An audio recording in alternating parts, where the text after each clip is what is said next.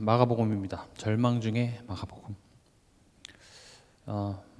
하나님께서 마가를 통하여서 이 마가복음을 기록하게 하신 그 배경은 로마의 박해 속에서 수많은 성도들이 목숨을 잃고 또 그 신앙을 지키기 위해서 목숨을 걸어야만 했던 그 초대교회 성도들에게 하나님께서는 마가를 통해서 이 복음을 쓰게 하셨습니다. 엄청난 절망이었습니다. 근데 이 절망 속에 이 마가복음이 그들에게 기쁜 소식이 됐던 것처럼 여러 가지 지금 혼란 속에 우리는 살아가고 있습니다. 많은 것들이 급변하고 있습니다. 또 우리 개인의 삶 속에 여러 가지 문제와 갈등들이 우리를 힘들게 합니다. 그런 절망 중에 오늘 이 말씀이 여러분들에게 희망이 되고 복음의 기쁜 소식으로 들려질 줄 믿습니다. 그들에게 있어서 가장 큰 소망은요, 우리가 가는 길이 예수님이 가신 그 길이야. 이게 되게 많은 위로가 됐습니다. 예수님이 걸어가신 그 길은 고난과 십자가의 길이었습니다. 그리고 결국 죽으셨죠. 그 고난과 죽음을 통과하여 부활과 영광에 이르렀던 그 예수님의 여정을 보면서 우리도 지금 고난 중에 있고 때론 이 믿음 때문에 죽음을 맞이하기도 하지만 그것이 끝이 아니라 그것을 통과해야지만 부활과 영광에 들어간다라는 것을 예수님이 가신 그 길을 통하여서 확인하게 되는 것입니다. 여러분들에게도 그것이 소망이 되길 바랍니다. 여러분들이 겪고 있는 문제, 어려움 잠깐입니다. 그리고 그것을 통과해야 합니다. 그것을 통과하지 않고서는 하나님의 영광에 이를 수가 없습니다. 오늘 말씀의 제목은 나는 예수님을 따르는 사람입니다 입니다. 우리가 흔히 이제 크리스찬이라고 얘기하죠. 그리스도인이라는 말입니다. 저 크리스찬이에요. 이 말은 저 교회 다닙니다 라는 말이 아닙니다. 그리스도인이라는 말은요, 예수님을 따르는 자라는 말입니다. 우리 이 시간에 다 같이 한번 고백해 보겠습니다. 나는 예수님을 따르는 사람입니다. 여러분은 예수님을 따르는 사람입니까? 교회 안에는 교회 다니는 사람이 많습니다. 종교가 교인입니다. 또 교회 그냥 어렸을 때부터 의무적으로 열심히 다니다 보면 사람들은 모르죠. 그러니까 뭐 직분도 주고 뭐 일도 맡기고 그래서 그냥 일적으로 종교적으로 그렇게 할 수 있으나 진짜 예수님을 따르는 자는 교회 안에서도 그렇게 많지 않을 수도 있습니다. 우리가 판단할 수는 없습니다만은 하나님은 아시죠. 그리고 본인은 압니다. 나는 예수님을 따르고 있는가? 오늘 질문해 봤으면 좋겠습니다. 나는 예수님을 따르고 있는가? 나는 사람을 따르고 있지 않은가? 나는 과거에 나의 상처를 따라가고 있지 않은가? 첫 번째로 나는 무엇을 따라가는가? 항상 질문해야 됩니다. 우리가 가는 이 신앙의 여정 속에서 나는 무엇을 따라가고 있는가? 목사인 저도 제가 어쨌든 리드해야 되는 입장이기 때문에 지금 내가 올바로 따라가고 있는지를 점검하지 않으면 저도 이상한 데로 갈 수 있습니다. 왜냐? 저도 은혜가 필요한 한 사람이니까요. 또 각 가정의 부모들 또한도 마찬가지입니다. 내가 내 자녀를 보호하고 내 자녀를 양육해야 된다는 의무는 있지만 지금 내가 무엇을 따라가고 있는지를 봐야죠. 그게 아니면요, 나의 상처, 나의 아픔이 날 이끌고 가고 있기 때문에 내 자녀도 그 방향대로 가게 되는 것이죠. 그래서 나와 같이 살지 않길 바랬는데 딱 내 모습대로 가게 되는 이유가 내가 무엇을 따라가는지가 점검이 안 돼서 그렇습니다. 우린 계속 나는 무엇을 따라가는가? 이 질문을 해야 됩니다. 스스로. 나 지금 잘 가고 있는 거 맞나? 예배 시간이 사실은 그것을 점검하는 시간입니다. 그래서 예배 시간에 나와서 말씀에 귀 기울인 자는 현명해질 수밖에 없습니다. 또 그 자녀들이 복을 받는 이유가 다른 것이 아니라 내가 지금 하나님과 자꾸 방향을 맞추는 삶을 살고 있기 때문에 그런 내가 자녀를 이끌고 가잖아요. 그런 내가 자녀를 양육해 나가잖아요. 그러니까 자녀도 잘 될 수밖에 없는 것입니다. 그러면 무엇을 따라가는가라는 말은요, 나는 왜 사나? 이겁니다. 또는 무엇을 위해 사나?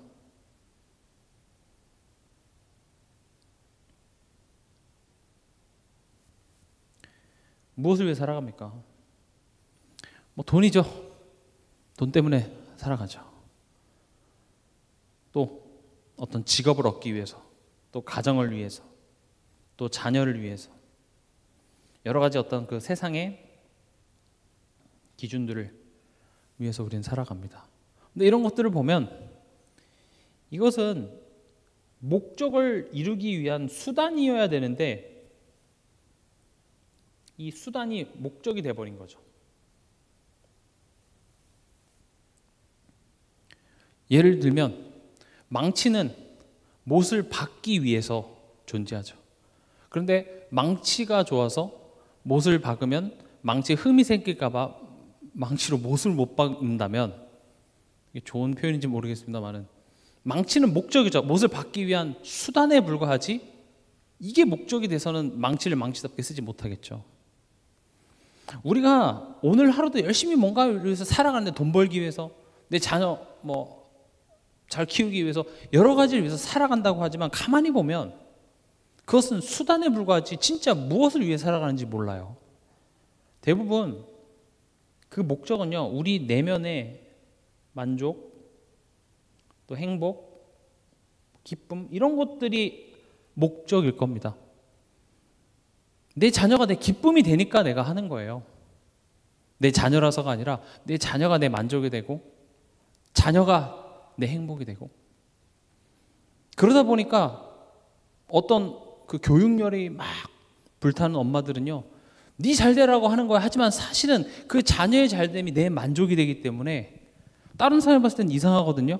근데 본인은 뭐라고 합니까? 네 잘되라고 하는 거야. 근데 자녀는 괴로워해요. 그럼 어느 정도까지가 적당한 선입니까? 그거 아무도 모릅니다. 포인트는 뭐냐? 우리가 지금 무엇을 위해 살아가는가 했을 때 결국 내 마음의 만족, 행복, 기쁨을 위해 살아가요.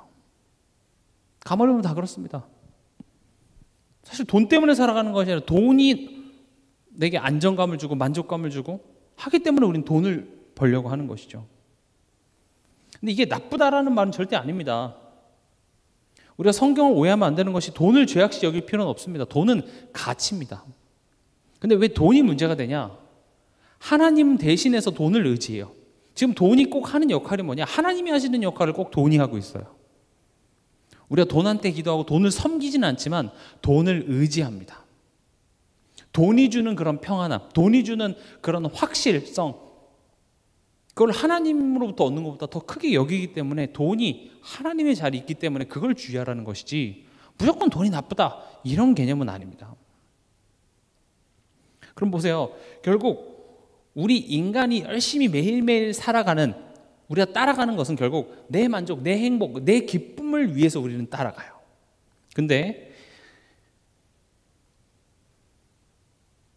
무엇이 내게 만족을 주냐, 무엇이 내게 행복을 주냐, 무엇이 내게 기쁨을 주냐, 여기에 대한 생각이 다 다르다라는 거죠. 그래서 각자의 목적지가 있습니다. 하나님 안 믿는 사람들도 세상에 돈이 다가 아니야 라고 얘기하는 사람들 많아요. 불교에서도 오히려 무소유를 이야기하면서 돈이 중요한 게 아니다 라고 오히려 더 그 말만 하는 게 아니라 그 실천하기까지 하는 게 불교죠. 그러니까 이겁니다. 내가 생각하는 불행한 이유. 사실 이게 우리의 목적지입니다. 여러분, 뭐만 해결되면 난 참 행복할 것 같습니까? 아마 그게 내 인생의 목적이 될 것입니다. 어렸을 때부터 조금 경제적으로 힘든 그런 가정에서 태어난 사람은 어렸을 때 내가 가고 싶은 학원 한 번 못 갔고, 어렸을 때 내가 먹고 싶은 거 못 먹었고, 그래서 내가 불행했다고 생각하면 어떻게든지 간에 돈을 열심히 벌어서, 또 자녀가 불평하면 너는 지금 감사해야 돼, 그리고 돈 벌어야 돼, 이런 가치관을 전달하게 되겠죠. 그러니까 가만히 보면 이런 결핍, 내 과거의 상처, 이런 것들이 우리 삶을 이끌어가고 있습니다. 내가 내 삶을 살아갈 거야, 내 마음대로 살아갈 거야. 하지만 사실은 이 과거의 결핍과 상처가 이끄는 삶을 결국은 살아가게 되어 있습니다. 근데 성경은 이야기하죠. 진짜 결핍이 뭡니까? 하나님 떠난 겁니다. 우리는 이걸 죄라고 얘기하죠. 우리는 하나님 없어서 불행합니다. 하나님 만나지 못해서 불행합니다. 하나님 자녀가 됐다 하더라도 그 하나님과의 관계에 누림이 없으면 우리 인간은 결핍하게 되어 있습니다. 니고데모가 한밤중에 예수님께 찾아옵니다. 니고데모는 부족한 게 없었던, 세상적으로나 종교적으로나 존경받고 완벽한 인물이었어요. 갈급해서 옵니다. 그 갈급한 니고데모에게 예수님이 뭐라고 말씀하십니까? 하나님 나라를 너가 못 봐서 그래. 하나님 나라에 못 들어가서 그래. 하나님 나라를 못 본다는 건 무슨 말이죠? 하나님 나라는 하나님의 임재하심, 하나님의 통치하심이 하나님 나라입니다. 우리가 갈급한 이유는요, 하나님이 지금 내 삶 속에 함께 하시는 것이 보이지가 않아서 갈급한 거예요. 하나님이 일하고 계심을 확인해 본 적이 없어요. 아주 옛날이에요. 근데 안타까운 건 하나님은 항상 우리 삶 속에 한 번도 떠나지지도 않고 쉬시지도 않고 졸지도 않고 주무시지도 않고 계속 우리의 삶과 함께 하시며 일하고 계시는데 그걸 보지 못해서 내가 불신자들처럼 똑같이 염려하고 이런 결핍 속에 살아가는 것이 하나님 마음에는 너무 안타까운 거예요. 그럴 필요 없는데. 그럼 하나님 자녀가 됐다 하더라도 하나님의 나라를 보지 못하면 계속 갈급합니다.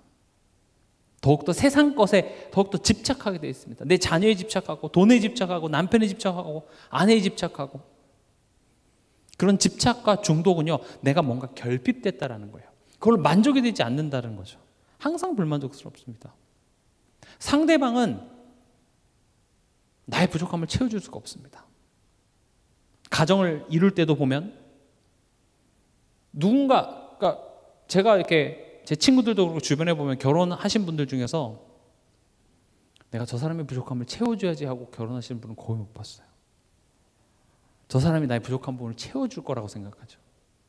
나 혼자 이렇게 힘들게 살았던 이 인생의 짐을 서로 같이 나누면 얼마나 쉽고 좋을까라고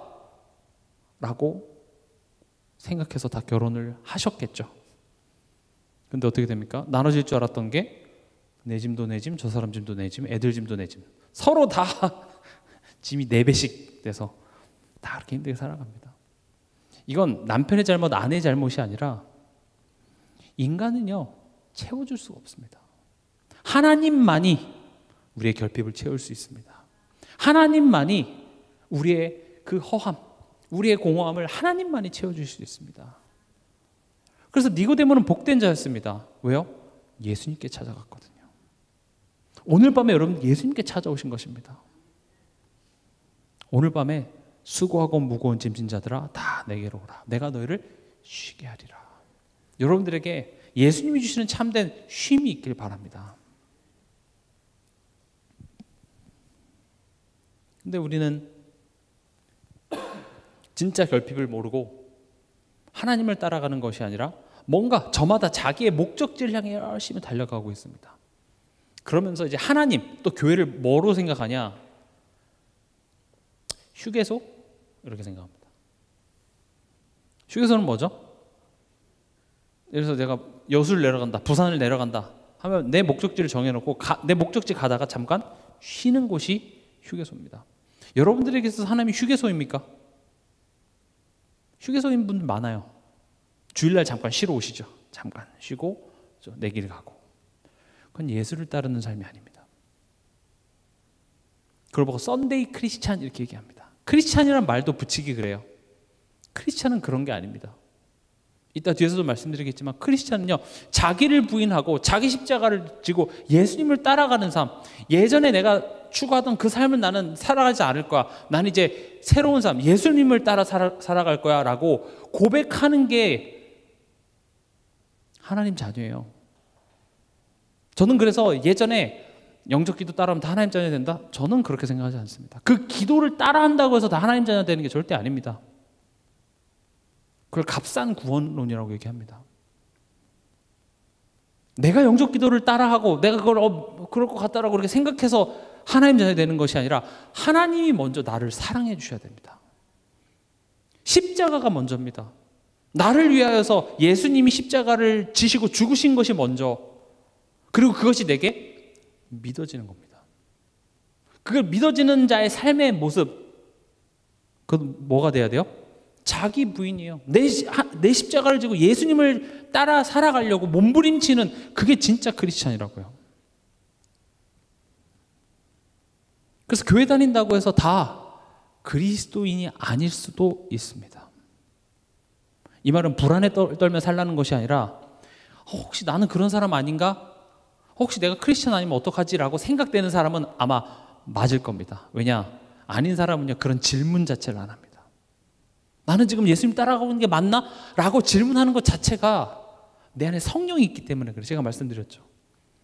양심이 있기 때문에 양심의 가책을 받는 것처럼 우리 안에 성령이 계시기 때문에 이런 말에 찔려요. 그래서 제가 설교하면서도 항상 예배를 강조하잖아요. 그럼 보통 그 말을 듣지 않아도 잘하시는 분들이 계속 그 말을 듣게 돼요. 그 말을 들어야 되는 사람들은 정작 잘해오지 않아요. 물론 유튜브나 온라인을 통해서 이제 각자 현장에서 들으시는 분도 물론 계시겠지만, 그래도 될 수 있으면 좀 그런 잔소리를 안 하려고 합니다. 잘하시는 분들은 잘하고 계시니까요. 근데 오히려 굳이 그 말에 해당되지 않는 분들이 오히려 더 찔려서, 그래 내가 하나님 앞에 더 잘해야지, 이렇게 된다니까요. 왜요? 내 마음속에 성령이 계시니까 그래요. 혹시 이 말 듣고 나는 정말 예수님 따라가는 거 맞나? 라는 질문과 의심이 생긴다면 여러분 안에 뭐가 계신 건 확실해요? 성령이 계시는 거예요. 맞아요. 우리는 예수님을 따라간다고 해도 항상 부족한 게 맞습니다.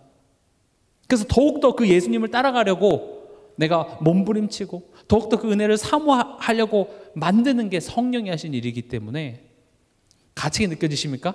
여러분들은 하나님의 자녀가 100%입니다. 뭐 제가 보증하지 않아도 하나님께서 보증하시겠죠. 또 하나님을 내가 가고자 하는 그 길을 잘 가게 도와주는 도우미 쯤으로 이렇게 생각을 합니다. 그럼 예수님을 따른다는 것은 무슨 말일까요?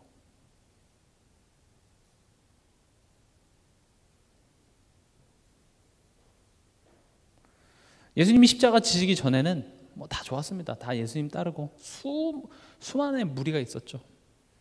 그러나 예수님의 고난과 죽음 앞에 많은 사람들이 떠났습니다. 문제, 어려움, 갈등 이런 거 생겨보면요, 진짜 예수님을 따르는 자와 따르지 않는 자는 나뉩니다. 더 정확히 말하면 하나님이 택정하신 자와 그렇지 않은 자가 나뉘어지는 것이죠. 그럼 예수를 따른다는 것은 첫 번째 어떤 걸 의미하냐? 일단 먼저 거듭나야 됩니다.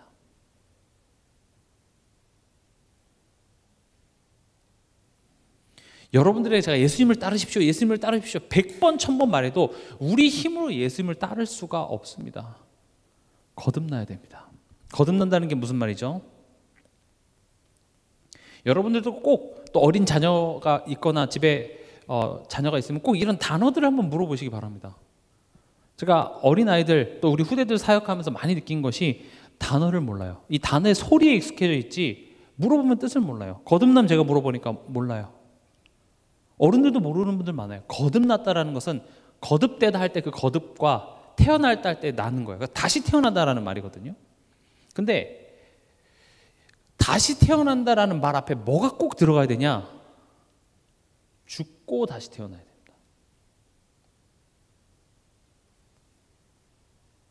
그러니까 니고데모가 얘기하잖아요. 어머니 뱃속에 다시 들어가야 됩니까? 그 말이 아니라 죽어야 돼요. 하나님 떠난 내가 죽고 하나님과 회복된 관계로 내가 다시 태어나야 난 사람만이 예수님을 따를 수 있습니다. 이해가 되십니까? 우리가 하나님과 단절된 그 관계는 우리 노력으로 다시 고쳤을 수가 없어요. 연필로 쓰면 지우개로 지울 수 있지만 매직으로 쓰면 그것은 다시 고쳤을 수가 없습니다. 그것을 북 짓고 다시 새로운 장이 시작해야 되듯이 우리는 예수님을 따를 수가 없습니다. 다시 태어나야 되는 겁니다. 그래서 하나님은 어떤 방법을 쓰셨습니까? 십자가입니다. 여러분들이 제 메시지를 계속 듣다 보면 저는 복음이란 단어만 이야기하지 않고 그 복음의 내용을 자꾸 이렇게 이야기를 합니다. 많은 메신저들이 착각하는 것 중에 하나가 예수라는 단어, 복음이라는 단어를 많이 말한다고 해서 복음을 얘기한다고 생각하지만 복음의 정수는 십자가입니다. 왜 죽으셔야만 하고 왜 부활하셔야 됐는지, 그 죽음이 나와 무슨 상관인지, 그게 얘기되지 않으면 복음이라는 소리만 외쳤을 뿐이지, 복음이라는 소리는요 이단들도 얘기합니다. 정명석도 복음이라는 단어 많이 이야기해요. 하나님에 대해서도 복음이라는 단어 얘기하고 신천지에서도 복음이라는 단어 이야기해요.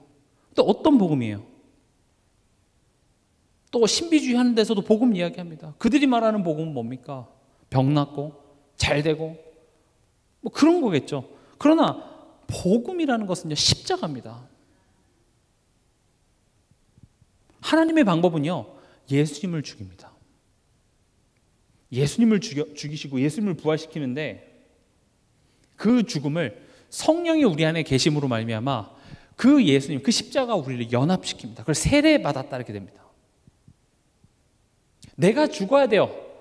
하나님과 관계가 단절된 내가 죽어야 되는데, 내가 실제로 죽은 게 아니라 예수님이 죽으시고 그 죽음과 나를 연합시켜서 장로님을 볼 때 장로님을 보는 것이 아니라 십자가에서 죽으신 예수를 통과해서 장로님을 보기 때문에 장로님은 죽었다고 여겨주시는 겁니다. 나를 볼 때 부활하신 예수 그리스도를 통과해서 나를 보기 때문에 나는 하나님 안에서 다시 태어났다라고 그렇게 봐주시는 것이죠. 그래서 우린 거듭났습니다. 실제로 죽고 실제로 다시 태어나지 않았습니다. 여전히 하나님 믿지 못하고 불신앙하고 불신자들과 다를 바가 없는 우리지만, 그런 우리를 예수와 연합시킴으로 말미암아 우린 죄에 대하여 죽고 하나님께 대하여 살아있는 자로 그렇게 여겨주시는 은혜를 입은 자들입니다. 거기서부터 예수님을 따르는 게 시작이 돼요. 우리 로마서 6장 4절 한번 같이 읽어보겠습니다.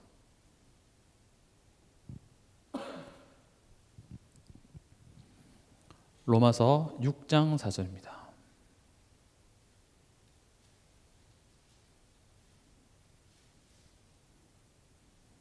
같이 읽겠습니다.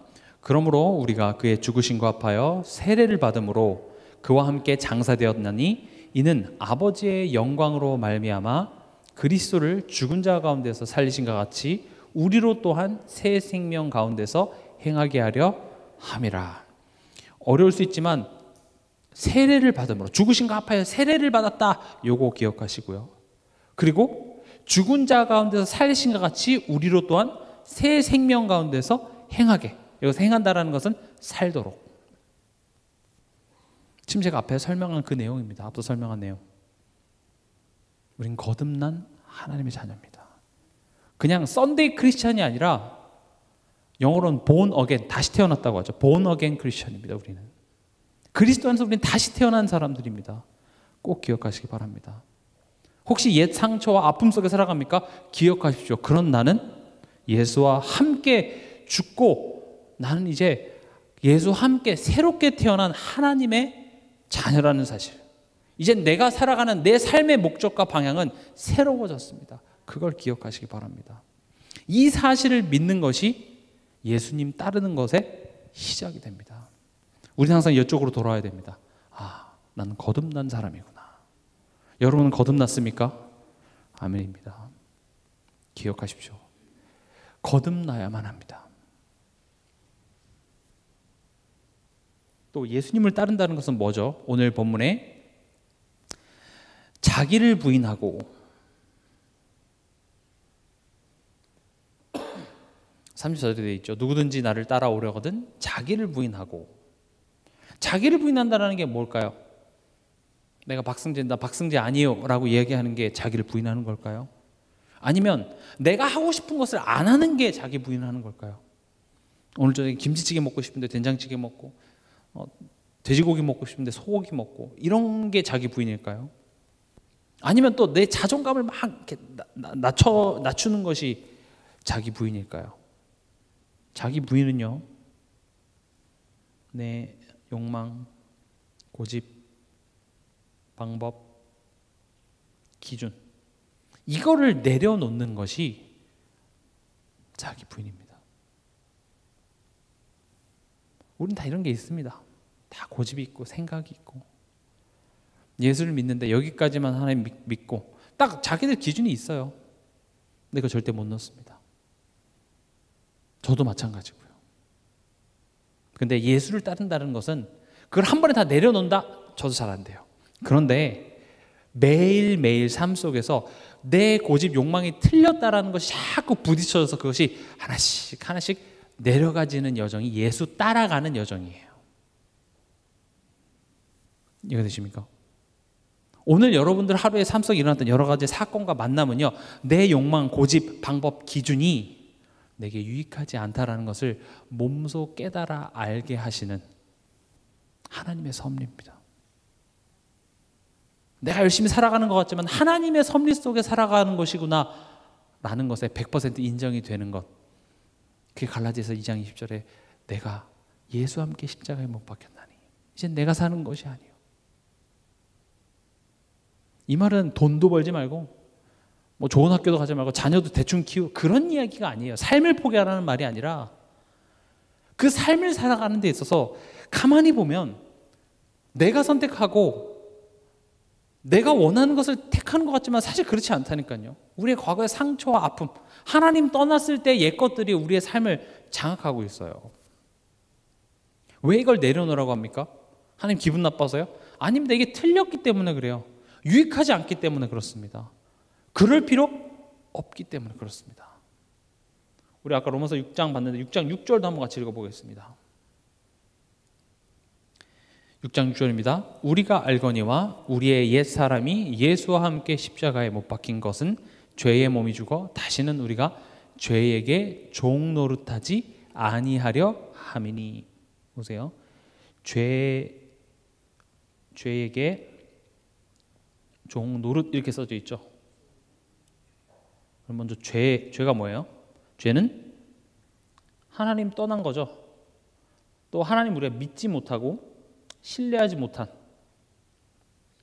그럼 하나님 신뢰하지 못한 것에 대한 열매가 우리 삶 속에 나타나는데 그것이 내가 선택하는 것이 아니라 나를 이끈다는 거죠.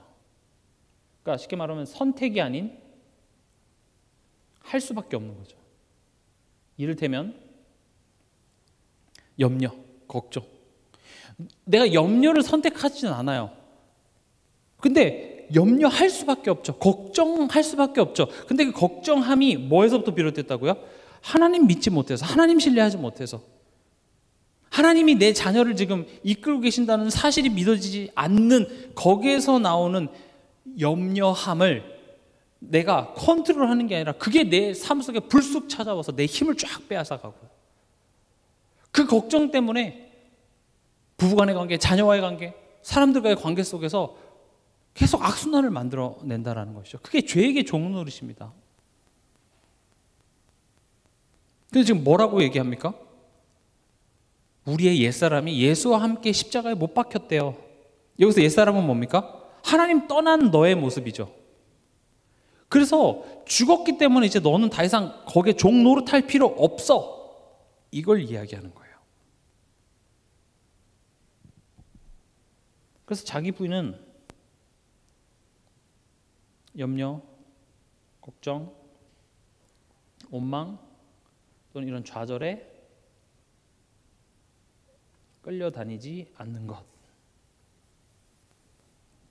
이게 자기 부인입니다. 그럼 자기 부인은 힘든 내용이 아니겠죠. 나도 이런 거 안 하고 싶지 않아요. 그렇죠? 나도 내 고집대로 살고 싶지 않아요. 나도 내 감정 따라 살아가고 싶지 않아요. 우리 다 하고 싶은 겁니다. 맞습니다. 예수님은 우리한테 어려운 걸 시키는 게 아닙니다. 우리한테 무리한 요구를 하는 것이 아니라 당연히 우리에게 유익한 것을 하는데 그게 우리 체질과 맞지 않기 때문에 자기 분이 막 부담스럽고 예수 믿는 거 그렇게 힘든 건가요? 어떤 경지에 올라야 되는 것 같고. 아닙니다. 은혜 안에 있기 때문에 그 은혜의 가치를 알면 되는 겁니다. 사실은. 지금 이 두 가지는 뭘 하지 말라는 것이죠. 그럼 자기 부인은 또 뭐냐?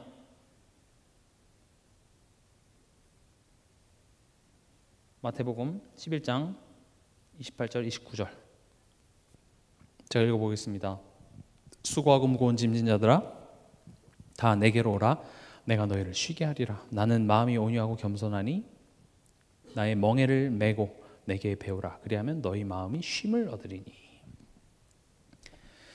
자기를 부인한다라는 것은 욕망, 고집, 방법, 기준을 따르지 않고 염려, 걱정, 원망, 좌절에 끌려다니지 않는 것이기도 하지만 또 동시에 예수께 가는 겁니다. 수고하고 무거운 짐진 자들아 다 내게로 오라. 이게 자기 부인입니다. 여러분들 오늘 예수 믿게 나오셨습니까? 여러분들 자기 부인의 실천을 하고 계신 겁니다. 지금 이 시간 그 염려, 걱정에 시달려서 내가 어떻게 한번 해볼까? 내가 내 방법대로 살아가려고 아둥바둥하는 그 삶의 자리에 있었을 수도 있었습니다. 아니면 이 복잡한 감정에서 이 염려하는 이 순간 속에서 뭔가 벗어나고자 그 순간에 즐거움을 얻고자 쾌락의 자리에 또 뭐 다른 자리에 우리가 가 있을 수도 있었겠으나 우리 지금 어디 왔습니까? 예수께로 왔습니다. 여러분들은 자기 부인을 지금 실천하고 계시는 예수 따르는 자인 줄 믿습니다. 그래서 자부심을 갖게 바랍니다. 그렇지, 나는 예수를 따르는 자구나. 세상이 주는 휴식, 저는 그거 필요 없다고 생각하지 않습니다. 때로는 우리가 맛있는 것도 먹고 외식도 하고 여행도 가고 필요하죠. 잠시 해방은 줄 수 있습니다. 근데 예수님이 주시는 쉼은요, 단순히 편안하다 정도가 아니라 아예 우리 생각을 바꾸십니다. 우리의 삶을 바꾸십니다. 내가 자체가 변화되어지는 참된 쉼입니다. 그러면요, 우린 예수님을 따르는 자이지만 말만 하는 것이 아니라 예수님을 따르는 자의 삶을 살아야 합니다. 성경은 믿음과 삶을 분리하지 않습니다. 내가 훌륭한 복음을 갖고 있고 내가 훌륭한 믿음의 내용을 알고 있기 때문에 내 삶은 뭘 어떻게 해도 상관없다, 틀린 말입니다. 내가 전도를 많이 하고 훌륭한 세계복음화에 대한 어떤 그런 걸 가지고 있기 때문에 내 삶은 무너져도 상관없다, 틀린 말입니다. 증인되라 그랬습니다. 도덕적으로 윤리적으로 훌륭해야지만 뭔가를 할 수 있다는 말이 아니라 삶과 믿음은 함께 가게 되어져 있습니다. 뭐라고 얘기합니까? 오늘 본문에 자기 십자가를 지라.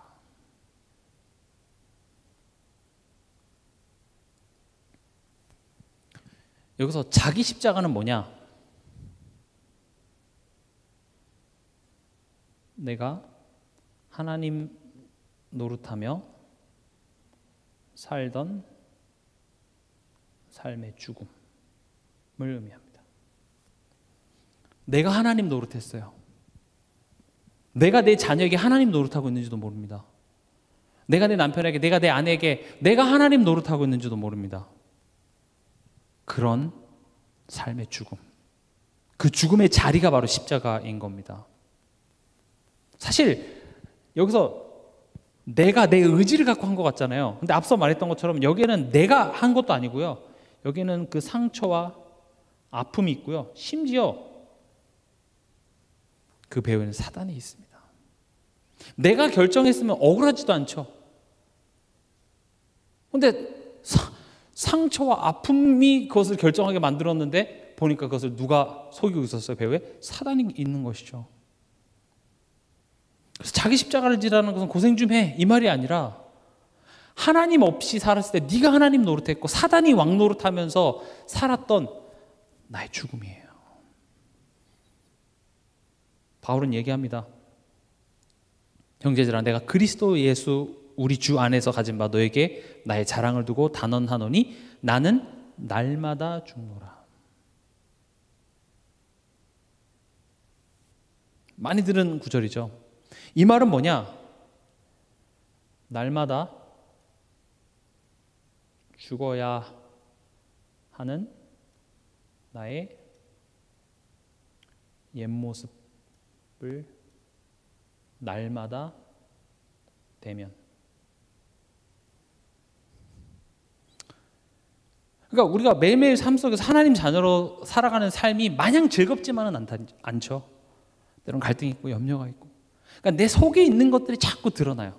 근데 죽어야 될 내 옛모습들이 드러나는 겁니다. 예전에 제가 그런 비유 드렸죠. 누군가가 사과를 꽉 짜면 사과 주스가 나오죠. 그렇죠? 딸기를 꽉 짜면 딸기 주스가 나와요.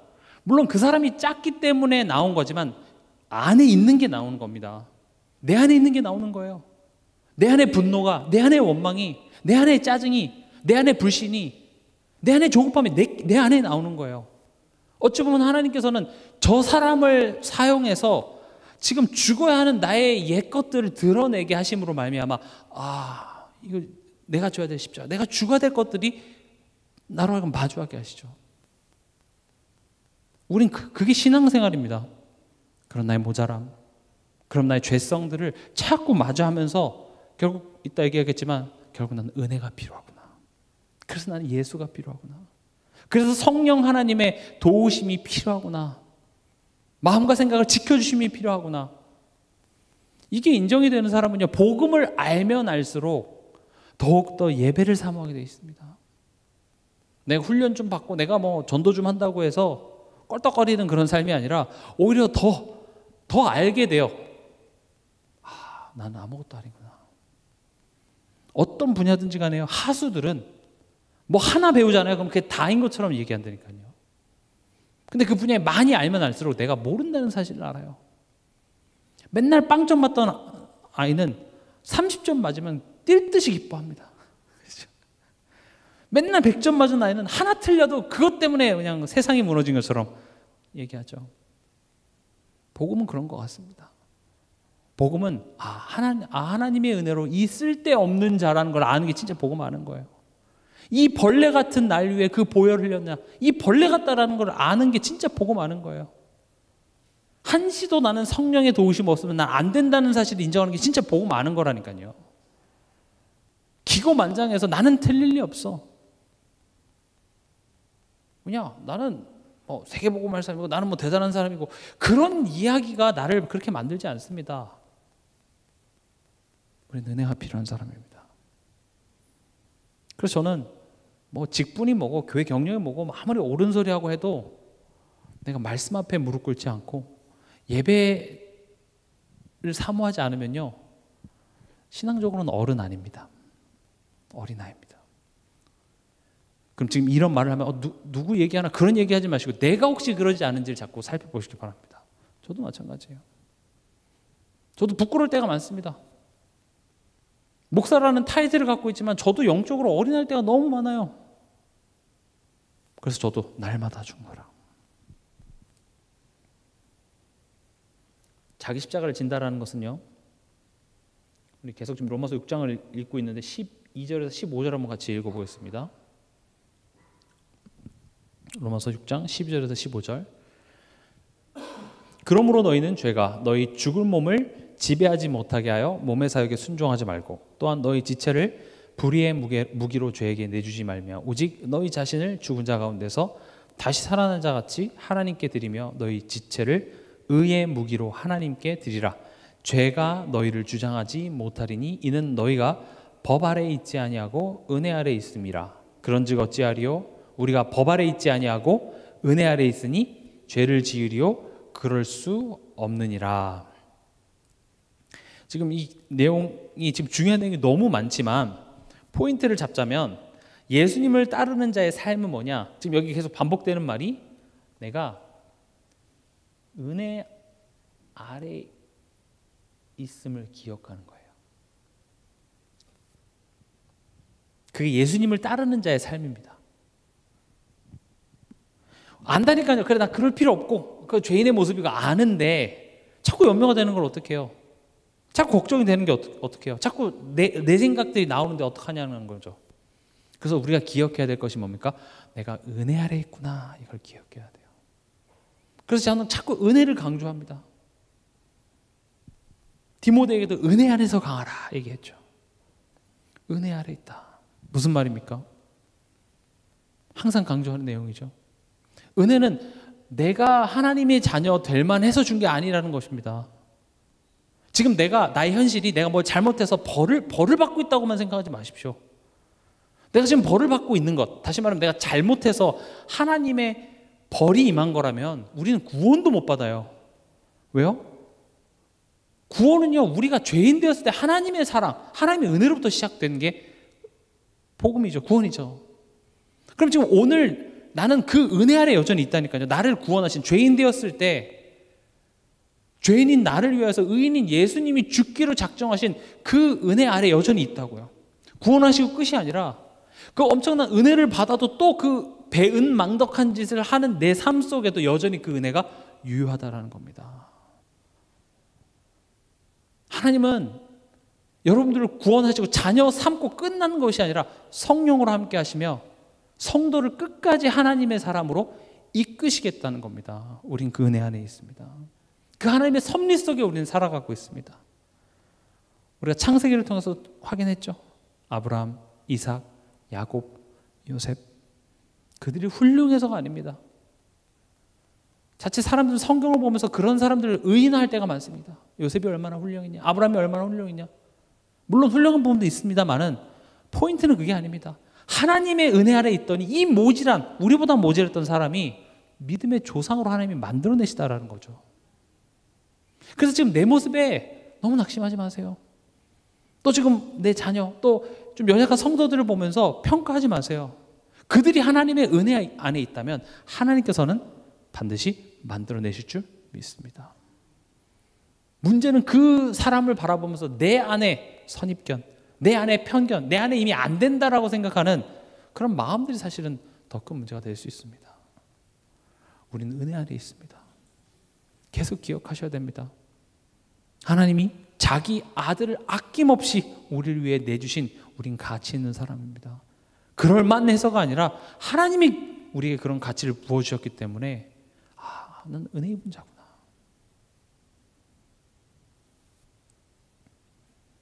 내가 은혜 아래 있음을 기억하는 게 뭐라고요? 예수님을 따르는 자의 삶입니다. 그리고 예수님을 따른다라는 것은, 따르는 자의 삶은 우리 아까 읽었던 마태복음 11장 28절 3절에도 보면 수고하고 무거운 짐지라 다 내게로 오라 내가 너희를 쉬게 하리라 나는 마음이 온유하고 겸손하니 나의 멍에를 베고 내게 배우라 그리하면 너희 마음이 쉼을 얻으리니 이는 내 멍에는 쉽고 내 짐은 가벼움이라 하시니라. 뭘 말하고자 하냐?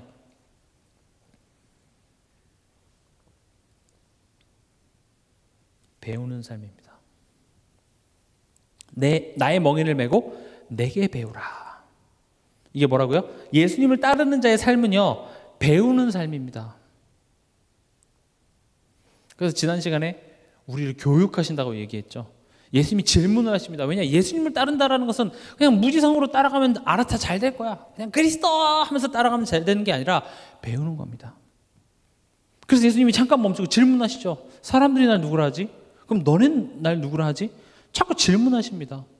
잘못된 길로 가고 있으면 멈춰서 생각해서 우리로 하여금 잘못된 길로 갔다고 인지하게 하시고 돌이킵니다. 왜냐? 끌고 가는 게 아니라 배워서 가르쳐서 우리가 자발적으로 하나님을 순종할 수 있도록 그 관계를 회복하시는 것에 목적이 있기 때문에 배우는 삶입니다. 오늘 우리 하루도 우리는 배우는 삶이었습니다. 배운다는 것은요, 힘이 듭니다. 저절로 가만히 앉아 있으니까 배워지지 않습니다. 중학교 때 어떤 아이가 이제 시험 공부하기 전에 이렇게 막 급하게 공부하고 눈을 딱 감아요. 이렇게 왜냐면 친구랑 얘기하면 방금 외운 게 날아갈까봐 이렇게. 또 어떤 친구는 이제 방금 잠자기 전에 외웠던 걸 이렇게 머리맡에 두고 이렇게 입력되라고. 시험 전날이 되면 이제 별의별 행동들을 많이 하게 되는데. 배운다는 건 저절로 배워지지 않습니다. 배우면 항상 뭐가 따르죠? 인내하는 것도 따르고 도전, 또 다시 일어서고, 다시 한번 힘이 듭니다. 배운다라는 것 자체가. 그래서 멍에를 매라는 거예요. 멍에를 맨다는 건 가벼운 건 아닙니다. 그냥 아무것도 안 매는 것보다는 당연히 뭔가 메고 있으니까 힘들죠. 그러나 그 멍에는 뭐라고 되어 있습니까? 30절에 쉽고 내 짐은 가볍대요. 이런 거랑 똑같습니다. 자녀한테 돈 벌어 오라는 게 아니죠. 네가 가서 돈 벌고 네가 가스비 전기비 내. 이건 어렵습니다. 그래서 뭐 하라는 거예요? 학원 가서 공부해. 저도 학창 시절에 빨리 어른 됐으면 좋겠다. 빨리 돈 벌었으면 좋겠다. 빨리 고등학교 졸업했으면 좋겠다. 그 말을 제일 후회하고 있습니다. 그때가 제일 좋아요. 생각 없이 공부할 때가 지금 생각하면 제일 좋죠. 그때는 이렇게 시험 빨리 끝나고 방학이면 얼마나 좋을까. 만약에 이 어른 돼서의 이 생계를 책임지고 한다는 것을 경험했으면 다시 그때로 돌아가면 아마 열심히 공부했겠죠. 학창시절이 안 끝났으면 좋겠다 하겠죠. 그런 거랑 똑같습니다. 내 멍에는 쉽고 내 짐은 가벼워. 지금 엄마가 해주는 밥 먹고 공부하는 거 그거 힘들긴 힘들어요. 그러나 그건 너에게 유익한 것이고 그건 그렇게 힘든 게 아니야. 이해가 되십니까? 그래서 가만히 보세요. 그럼 이 세 가지 첫 번째 뭡니까? 나의 옛 모습을 날마다 대면하고 우리가 은혜 아래 있음을 기억하고 예수님께 배우는 거. 이게 어디서 일어납니까? 이게 교회예요. 이번 주 구역공과죠. 교회 일이 부담스러워요. 근데 교회는 학교입니다. 교회 학교. 교회 학교라는 것은 제가 동산교회만 교회가 아니라 우리 가정, 업, 만남 다 교회 학교입니다. 교회를 통하여서 하나님께서 이걸 자꾸 드러나게 하시고 내가 은혜 아래 있음을 기억하게 하시고 그리고 내가 예수님께 자꾸 배워나가는 겁니다. 성장하는 겁니다. 그래서 힘이 들 때는 힘달라고 기도하시면서 포기하지 마시고 회피하고 도망가려고 하지 마시고 그 안에서 힘 붙잡고 도전하세요. 오늘 내가 할 수 있는 것들을 하세요. 사람 원망하지 말고 저 사람이 안 바뀌어서 하지 말고 내가 할 수 있는 것들 여러분들이 하시기 바랍니다. 그리고 마지막으로 예수님을 따르는 자의 삶의 결국 모습은 뭐냐? 35절에 누구든지 자기 목숨을 구원하고자 하면 잃을 것이요 누구든지 나와 복음을 위하여 자기 목숨을 잃으면 구원하리라. 그러니까 예수님과 복음 위에 자기 목숨을 잃는다라는 말은 뭡니까? 그것을 위해 사는 삶을 의미하겠죠. 결국 이렇게 돼야 됩니다. 난 예수님을 위해 살아갑니다. 복음을 위해 살아갑니다. 이게 열매로 나타나줘야 돼요. 예수님 복음 위에 사는 사람은 어떻게 나타나게 되겠습니까? 우선순위가 바뀝니다. 예배 중심, 말씀 중심, 기도 중심, 또 전도 중심. 이렇게 순서대로 돼야 됩니다. 이 중심으로 살기 위해서 내가 힘쓰는 것, 이게 예수 따르는 자의 삶입니다. 저절로 되어진다고 얘기하지 않습니다. 힘써야 합니다. 왜냐? 우리의 체질이, 우리의 기본 바탕이 절대 이렇게 가지 않습니다. 얼마나 힘드냐? 성령께서 우리를 도와주셔야 가능한 일입니다. 우리 노력으로, 우리 의지로 절대 안 됩니다. 이것이 예수를 따르는 자의 삶의 모습이 됩니다. 그럼 점검해 보세요. 나는 예배 중심으로 살아가고 있는가? 나는 정말 말씀 중심으로 살아가고 있는가? 말씀 중심이라는 말은 제가 좀 한 번 더 설명해 볼게요. 예배 중심으로 살아간다는 것은 공예배를 다 참석한다는 수준에만 머무는 게 아니라 예배가 뭐라 그랬죠? 말씀 앞에 내 자신을 돌아보는 거잖아요. 예배가 뭐라고 제가 정의 드렸죠? 하나님을 알고 내 자신을 보는 거예요. 그럼 오늘 나의 이런 여러 가지 감정, 어떤 사건 앞에서 나의 모습들을 내가 바라보는 것, 그래서 하나님 앞에 서는 것, 그게 예배예요. 그게 예배 중심이고, 말씀 중심은 뭡니까? 내가 어떤 딱 사건이 터졌을 때 말씀이 떠올라야 돼요. 이번 주 강단 말씀의 제목이 떠올라야 되고 본문이 떠올라야 되고 뭔가 하나님의 말씀이 내 안에 딱 붙잡아지는, 그게 말씀 중심이라고요.